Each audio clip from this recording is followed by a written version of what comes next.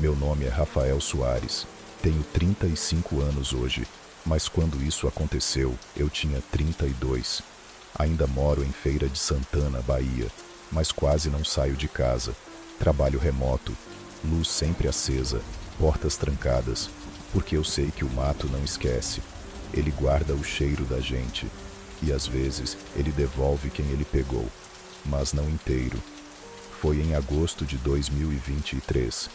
Eu era guia de trilha freelancer e fotógrafo amador. Tinha feito a Chapada Diamantina inteira, o Vale do Capão, o Morro do Pai Inácio, tudo. Achava que conhecia o Cerrado como a palma da minha mão. Decidi fazer uma trilha solo de 5 dias, por uma área pouco visitada chamada Serra do Sincorá, perto de Mucugê. No mapa oficial, era só uma linha pontilhada.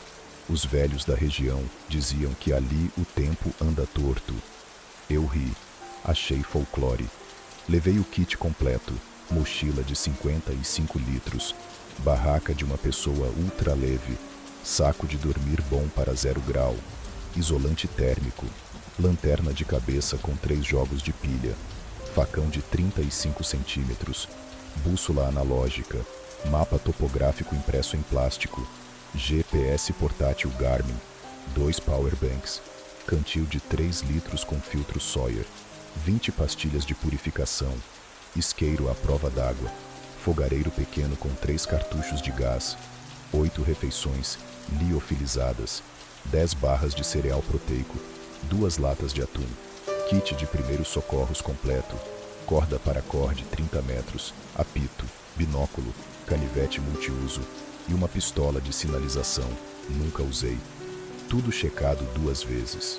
Eu era o cara preparado. Saí do ponto de partida às 6h20 da manhã do dia 12 de agosto. O sol estava forte, o céu limpo. Andei 18 quilômetros no primeiro dia. Cheguei no platô, onde eu planejava acampar. Armei a barraca perto de um córrego de água cristalina. Filtrei 2 litros. Cozinhei uma refeição liofilizada de feijão com arroz. Comi devagar. Tirei fotos do pôr do sol dourado no cerrado. Dormi como uma pedra. O vento balançava as folhas secas e eu achava bonito. Dia 2 foi tranquilo.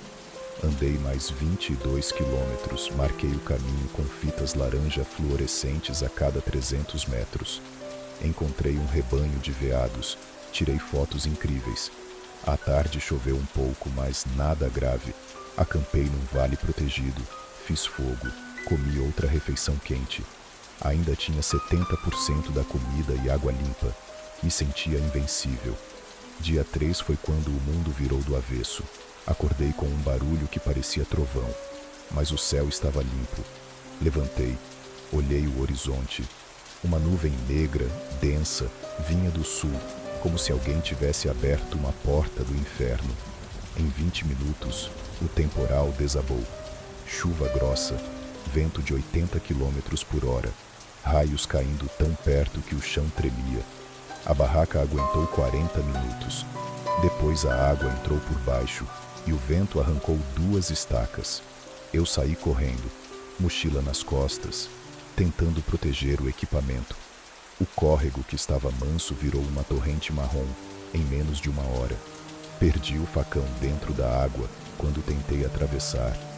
Quando a chuva parou, 4 horas depois, eu estava encharcado, frio, sem barraca. Ela tinha sido levada pela enxurrada e sem saber exatamente onde estava. O GPS mostrava sem sinal de satélite. A bússola girava devagar, como se o norte tivesse mudado de lugar.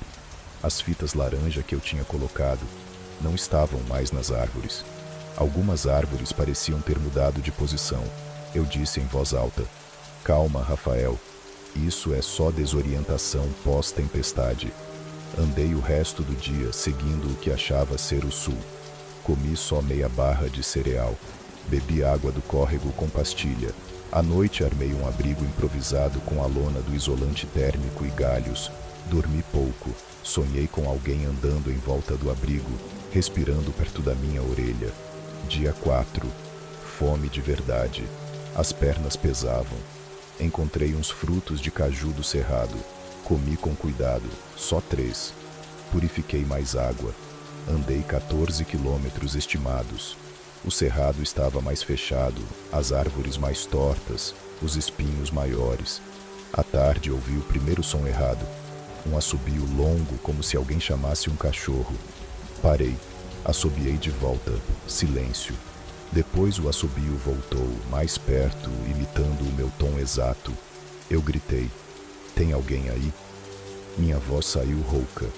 Ninguém respondeu, mas senti que alguém estava ouvindo. Acampei cedo. Fiz fogo com muito esforço. A madeira estava molhada. Comi a primeira lata de atum frio. Fiquei olhando as chamas, repetindo mentalmente os pontos de referência do mapa. Dormi com o faca multiuso na mão. Dia 5. A coisa começou a ficar séria. Acordei com febre baixa. A barriga doía. Tinha perdido a conta exata de quantos quilômetros tinha andado. O power bank do celular estava em 12%. O GPS ainda morto. A bússola agora apontava sempre para o mesmo lugar. Não importava para onde eu virasse. Como se o norte tivesse sumido. Andei o dia inteiro. Encontrei um pequeno platô com ruínas de pedra. Parecia uma antiga casa de garimpeiro. Paredes baixas, telhado caído. Decidi passar a noite ali. Era abrigo. Dentro tinha marcas de fogueira antiga no chão. Fiz fogo novo. Cozinhei a segunda lata de atum. Enquanto comia, ouvi passos do lado de fora. Passos leves, descalços, andando em círculo em volta da ruína. Parei de mastigar. Peguei o faca. Os passos pararam exatamente na entrada. Eu iluminei com a lanterna. Nada. Só a escuridão do cerrado. Então uma voz de mulher, jovem, suave. Rafael, você está perdido? Eu nunca tinha dito meu nome em voz alta desde que saí da trilha. Fiquei paralisado. A voz veio de novo, agora mais perto, quase dentro da ruína. Sua mãe está preocupada. Vem para casa. Minha mãe morreu de câncer em 2018. Eu estava ao lado dela quando ela deu o último suspiro. Ninguém vivo sabia como ela me chamava de meu menino. No final, eu gritei. Joguei um galho aceso na direção da voz. O fogo apagou no ar antes de tocar o chão. A voz riu. Um riso baixo, molhado, como se a pessoa estivesse com a boca cheia de água. Passei a noite inteira acordado, encostado na parede de pedra, faca na mão, lanterna acesa. De manhã as paredes tinham novas marcas, arranhões fundos como unhas humanas, formando palavras tortas. Fica. Dia 6. Eu estava fraco. Tinha perdido uns 8 quilos. A fome era um buraco no estômago. Comi a última barra de cereal e racionei a água. Andei devagar, cortando cipós com o canivete. O cerrado parecia infinito. As árvores agora tinham rostos. Troncos com nós que pareciam olhos me seguindo. Às vezes eu via movimento pelo canto do olho. Uma sombra alta, magra, que sumia quando eu virava a cabeça. No fim da tarde encontrei um riacho maior. Enchi o cantil. Purifiquei. Bebi até sentir o estômago inchado. Foi quando vi a primeira figura claramente. Do outro lado do riacho, uns 30 metros, um homem estava parado. Alto, magro, pele cinzenta, nu. Ele me olhava, não tinha olhos, só 2 buracos negros. Ele levantou a mão devagar e acenou, como se me chamasse. Eu corri até meus pulmões queimarem. Quando parei, estava de volta no mesmo riacho. A figura ainda estava lá, agora mais perto, acenando de novo. Eu gritei, xinguei, joguei pedras. Ele não se mexeu, só sorriu. Um sorriso largo demais para uma boca humana.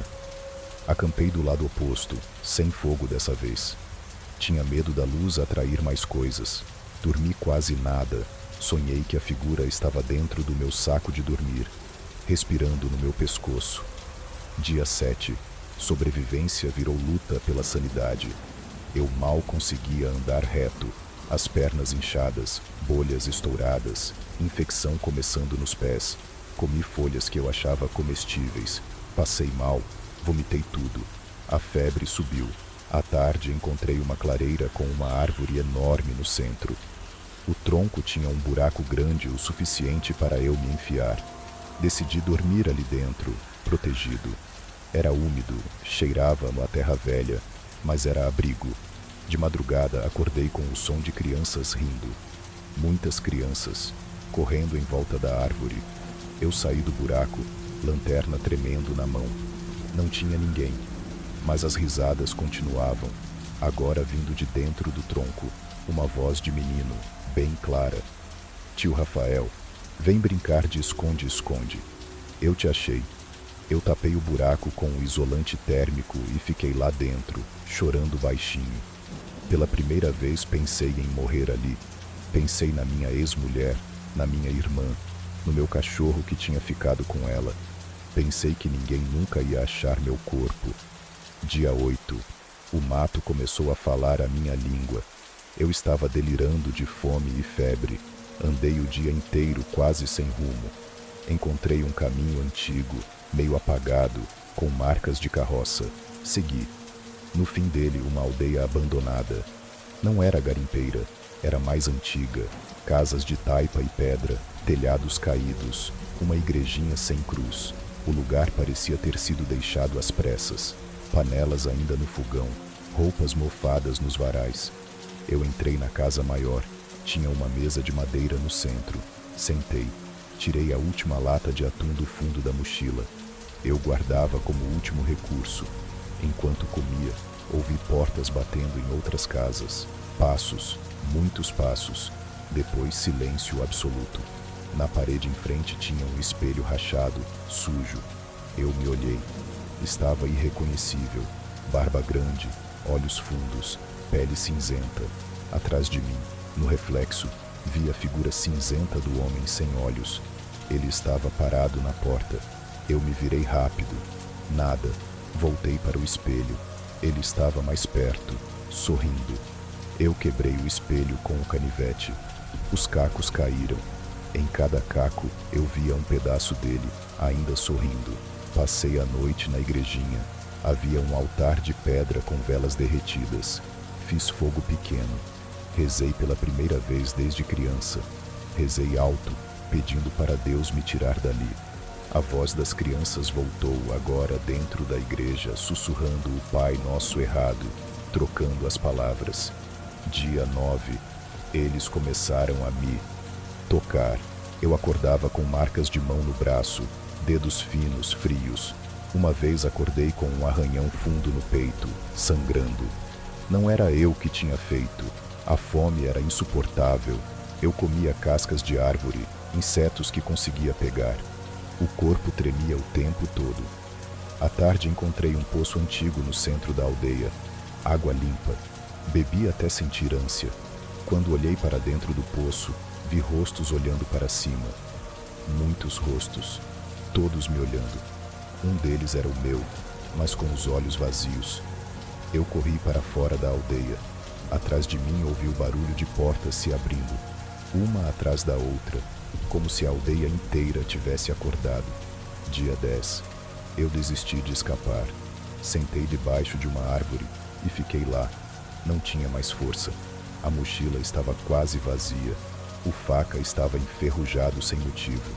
O relógio parou de funcionar. Eu falava sozinho. Contava histórias da minha infância para o vazio. Foi quando a figura principal apareceu. Não era o homem cinzento, era algo pior. Uma coisa alta, quase 2,20 metros, vestida com trapos de vaqueiro antigo, chapéu de couro cobrindo metade do rosto. A pele era preta como carvão queimado, rachada, com veias de fogo por baixo. Ele não andava, ele deslizava. Parou a 10 metros de mim. Rafael, disse ele. A voz era minha própria voz, mas mais grave, como se saísse de dentro da terra. Você já está quase meu. Eu não consegui me levantar, só chorei. Ele se aproximou. O ar ficou gelado, cheiro de enxofre e carne queimada. Seu avô fez um trato aqui, em 1957. Ele roubou o ouro dessa terra, prometeu uma vida em troca. Ele nunca pagou. Agora o pagamento é seu. Meu avô morreu quando eu tinha 5 anos. Eu mal me lembrava dele, mas minha avó contava que ele tinha ficado rico do nada depois de uma viagem para o interior. A coisa estendeu a mão. Os dedos eram longos, unhas pretas.